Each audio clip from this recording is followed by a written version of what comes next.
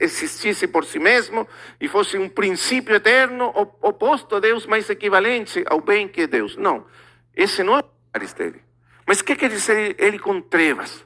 Ele não está falando de algum princípio maligno, eterno, oposto a Deus, como pensaria nos dualismos filosóficos. Que as trevas é o mal, como se o mal existisse por si mesmo e fosse um princípio eterno, oposto a Deus, mas equivalente ao bem que é Deus. Não, esse não é o pensamento da Escritura. A ideia das trevas aqui são as trevas morais, espirituais do coração humano. O mundo jaz nas trevas. Mas não apenas isso, mas também significa aqueles poderes das trevas que estão, vamos dizer assim, dominando e oprimindo a raça humana. As criaturas que se rebelaram contra Deus. É isso que ele quer dizer com as trevas. E essas trevas estão no mundo, mas a luz, quando ela brilha, ela sempre vence todas as trevas.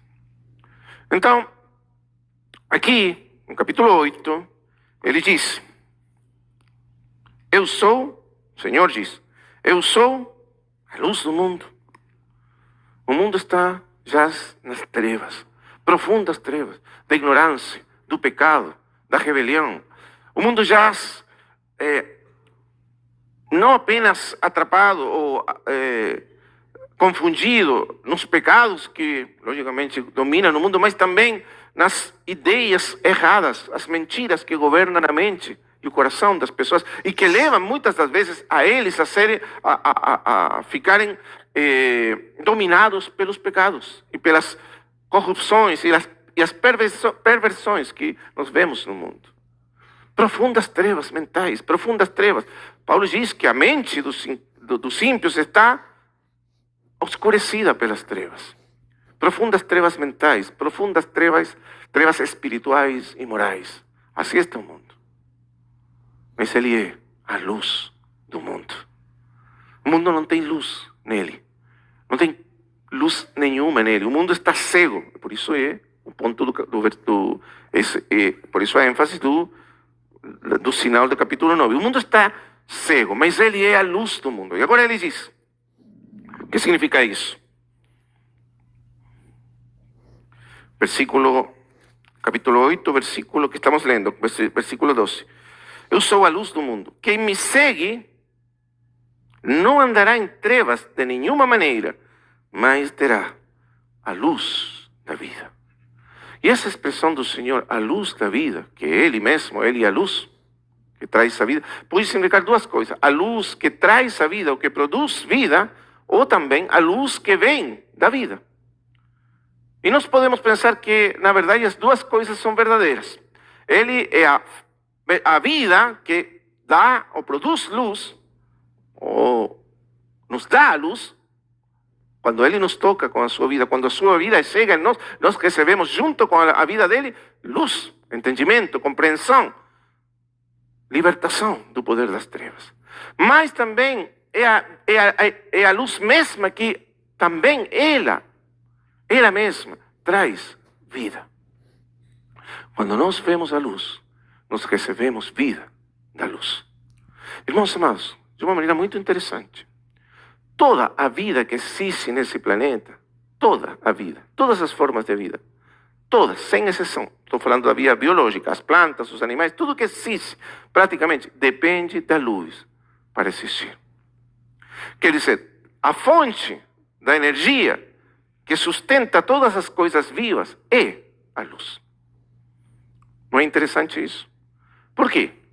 Porque no ciclo da vida, as plantas têm a capacidade, através da clorofila, de transformar a luz do sol, que é energia radiante, em energia química. E elas armazenam essa energia química que logo os animais consomem. Então, toda a energia que a vida precisa para sustentar-se nessa terra vem, literalmente, da luz do sol. E se isso assim, vamos dizer, no âmbito natural, quanto mais no espiritual.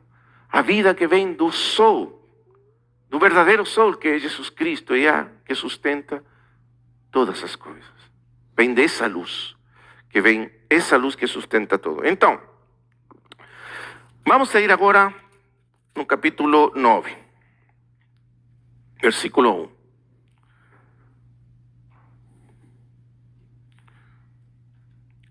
Ao passar, o Senhor viu um homem cego de nascença.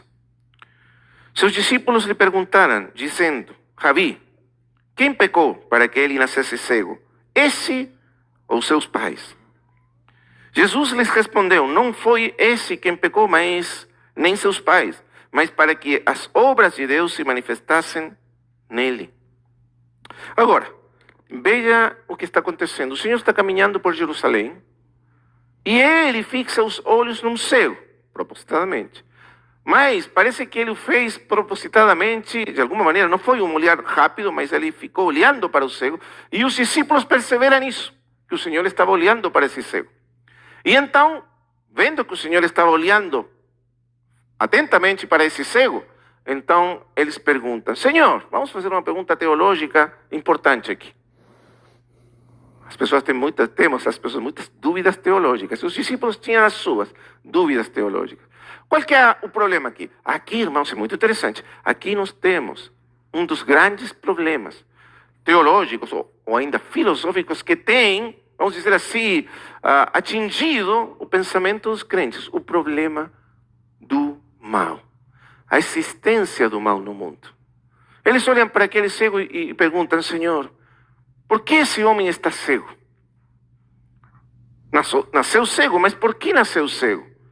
Então, no pensamento judaico normal, é que o mal no mundo, o mal que nós sofremos na nossa vida, os males que nós sofremos, que podem ser doenças, podem ser terremotos, podem ser tanta coisa que acontece ruim na nossa vida. Todos os males, os problemas econômicos, os problemas matrimoniais, os problemas familiares, tudo que acontecer, o mal que acontece no mundo.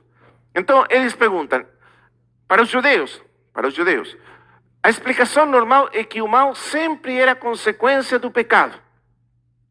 Mas num sentido muito particular. Quer dizer, as pessoas sofriam o mal quando elas estavam sendo, de alguma maneira, sofrendo os efeitos dos pecados pessoais.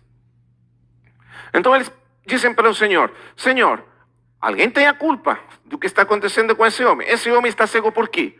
Porque ele pecou ou pecaram os seus pais? Essas são todas as possibilidades que eles tinham na sua visão judaica. Mas, veja que interessante. Claro, você poderia pensar, sim. E quantas vezes nós pensamos, irmãos? Veja que até nós temos essa maneira de pensar por vezes. Porque às vezes é certo, o pecado traz consequências. E às vezes traz consequências terríveis nas nossas vidas.